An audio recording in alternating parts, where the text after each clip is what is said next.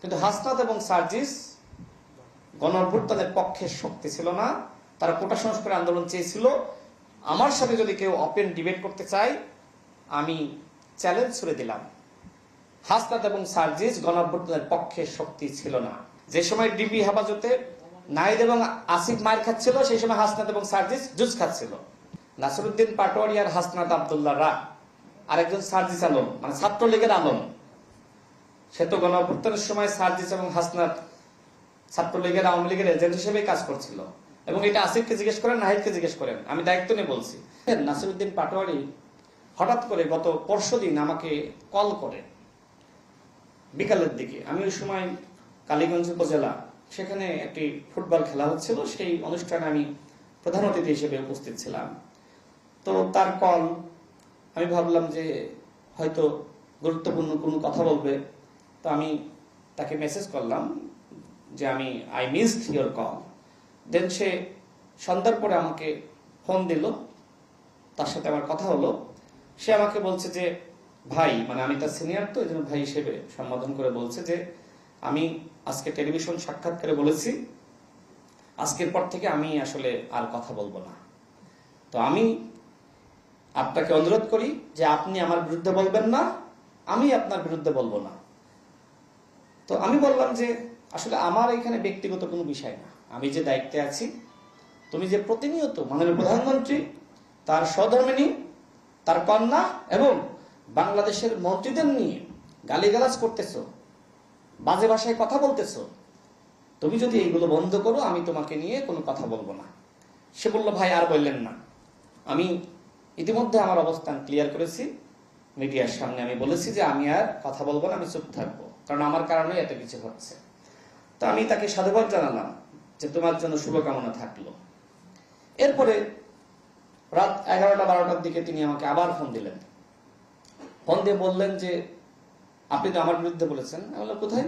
বলছে যে চ্যানেল এসের বক্তব্য দেখলাম, অন্যান্য বক্তব্য দেখলাম। আমি বললাম যে তোমার সাথে আলোচনা হওয়ার আগে, এই টকশো আগে হয়েছিল, এটা রেকর্ডেড ছিল, পরবর্তীতে তারা এখন কাটিং গুলো প্রকাশ করতেছে, আর আমার এই বক্তব্য তোমার সাথে আলোচনা হওয়ার আগে। তিনি আমাকে বললেন যে আপনি আমাদের বাসায় আসতেন, মানে মন্ত্রীপাড়ায়, এবং আপনি আমাদের কাছ থেকে প্রায় 5 লাখ করে টাকা নিয়ে যেতেন। আমি তো আকাশ থেকে পড়লাম, মানে আমি নাহিদ আসিফদের কাছ থেকে 5 লাখ করে টাকা নিতাম। এটা কি বললো? মূলত আমার কাছে মনে হচ্ছিল যে সে রেকর্ড করবে, রেকর্ড করে হয়তো ছেড়ে দিবে, মানে আমার আমার চরিত্র হনন করার জন্য। দেখেন আসিফ সাহেবরা যে মেসে থাকতো, সেই মেস ভাড়াটাও আমি অনেকের কাছ থেকে 2000, 1000, ওই সময় তো আসলে এই টাকার অনেক মূল্য ছিল, তাই না? এই টাকাগুলো সংগ্রহ করে অধিকাংশ ক্ষেত্রে আসিফ আক্তাররা যে মেসে থাকতো, সেই মেস ভাড়াটা আমি সংগ্রহ করে দিতাম। আমার নিজের তো সক্ষমতা ছিল না, নিজের টাকাও দিই নাই, কিন্তু আপনাদের কাছ থেকে, জনগণের কাছ থেকে সেই মেস ভাড়াটা, কারোর মোবাইল লাগলে, কেউ ভর্তি হবে, সেই টাকাগুলো আমরা সংগ্রহ করে দিতাম। আজকে আমাকে উল্টো বলছে যে আমি নাকি মাসে মাসে গিয়ে প্রায় গিয়ে নাকি আমি নাহিদের বাসা থেকে টাকা আনতাম 5 লাখ করে। তো আমি বললাম ঠিক আছে, তোমার কাছে তথ্য থাকলে ফাঁস করে দাও। সে বলছে যে আপনার সব ফাঁস করে দেয়, করো, সমস্যা নাই তো। এরপরে বললো যে আপনি ফ্ল্যাট কিনেছেন, সব ডকুমেন্টস আছে। আমি তো আবার আরেকবার আকাশ থেকে পড়লাম। তো আমি তাকে বললাম আমার কোনো ফ্ল্যাট নাই, আমার কোনো ফ্ল্যাট নাই, তোমার কাছে তথ্যপত্র থাকলে সব ফাঁস করে দাও। এইভাবে সে একটু মানে ব্ল্যাকমেল করার চেষ্টা করলো। তো আমি এ বিষয়ে ফেসবুকে আমার অবস্থান ক্লিয়ার করেছি, কারণ আমার কাছে মনে হয়েছে যে আমার সাথে যেহেতু কথা বলেছে, এই ধরনের কথাবার্তা বললো, হয়তো রেকর্ড করে কোনো কিছু তারা আবার সামাজিক যোগাযোগ মাধ্যমে তারা পোস্ট করতে পারে, যে কারণে আমার অবস্থান আমি ক্লিয়ার করেছি। এবং আজকে আবার আমি স্ক্রিনশট শেয়ার করেছি। কেউ কেউ বলছে যে এটা তো মুখের কথা, প্রমাণ তো নাই। তো প্রমাণ আমি ফেসবুকে ইতিমধ্যে পোস্ট করে ফেলেছি। তো আমি নাসিরউদ্দিন পাটোয়ারি এখন আসলে ভারসাম্য হারিয়েছে, যে কারণে আমি এনসিপি কে বলবো যে একজন মনোরোগ বিশেষজ্ঞ যদি অতি দ্রুত তাকে না দেখান, সে কিন্তু পাগল হয়ে যাবে। সে ভারসাম্য হারাচ্ছে। সে আমাকে কথা দিল যে আর কথা বলবে না, গালিগালাজ করবে না।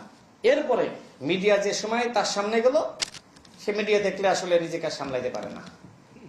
সেভাবে যে আজকে যদি ভালো কথা বলি, মিডিয়া তার প্রচার করবে না, গালিগালাজ করলে আমি ভাইরাল। তো আজকে আরেকজনের সাথে কথা হচ্ছিল, তিনি আমাকে বললেন যে একটি দেশের একজন মানে গুরুত্বপূর্ণ নেতা হয়েছেন, সিনেটর।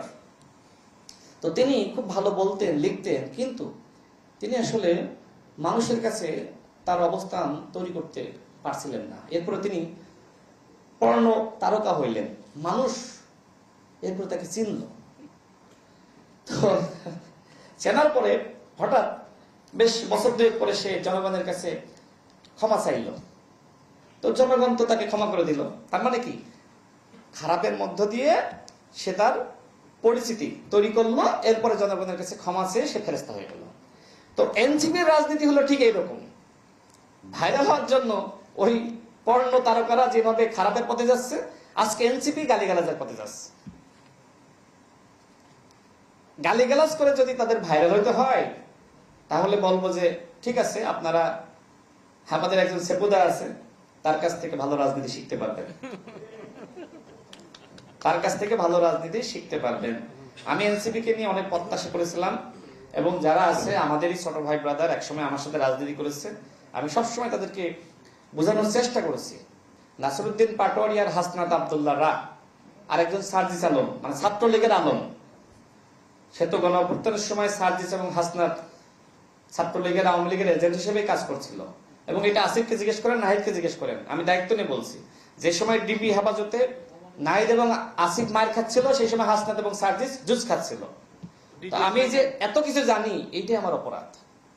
মানে গণঅভ্যুত্থানের সময় যেটা ফারুক ওয়াসিফ ভাই বলছিলেন, যে সমন্বয়কদের মধ্যেও সমন্বয় ছিল না, অর্থাৎ নাহিদ এবং আসিফ চাচ্ছিল শেখ হাসিনার পতন, এবং হাসনাত এবং সার্জিস চাচ্ছিল যে কিভাবে হাসিনাকে রক্ষা করা যায়।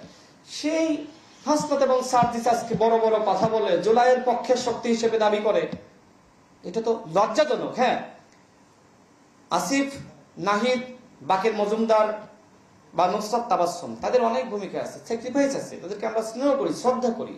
কিন্তু হাসনাত এবং সার্জিস গণঅভ্যুত্থানের পক্ষের শক্তি ছিল না, তারা কোটা সংস্কার আন্দোলন চেয়েছিল। আমার সাথে যদি কেউ ওপেন ডিবেট করতে চায়, আমি চ্যালেঞ্জ ছুড়ে দিলাম, হাসনাত এবং সার্জিস গণঅভ্যুত্থানের পক্ষের শক্তি ছিল না।